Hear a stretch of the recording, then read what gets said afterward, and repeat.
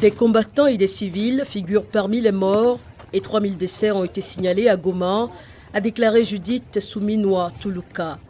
Quelques 450 000 personnes sont sans abri après la destruction de 90 camps de déplacés, a-t-elle ajouté. La situation sécuritaire et humanitaire dans l'est de la République démocratique du Congo a atteint des niveaux alarmants. Selon les chiffres du ministère de la Santé, depuis le mois de janvier 2025, le conflit a provoqué, entre autres, la mort de plus de 7000 compatriotes, dont plus de 2500 corps enterrés sans être identifiés et plus de 1500 corps traînent encore dans les morgues. Les combattants du M23 ont progressé sur plusieurs fronts dans l'est de la RDC vendredi, alors que le Conseil de sécurité des Nations Unies a appelé pour la première fois le Rwanda à cesser de soutenir le groupe armé et à mettre fin à l'effusion de sang. À Bukavu, des centaines de résidents ont pris part à une réunion pour manifester leur soutien aux nouvelles autorités du M23 AFC dans l'est de la RDC. Bon, vous savez, nous n'avons pas les choix. Nous n'avons pas les choix, la population de Bukavu.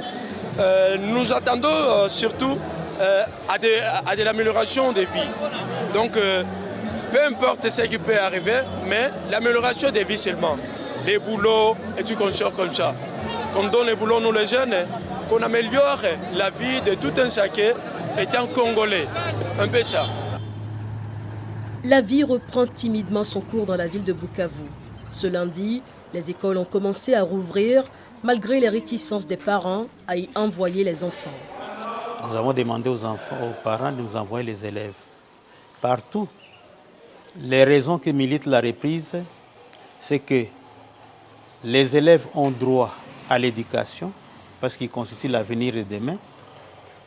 La sécurité est garantie et le calendrier national ne sera pas modifié.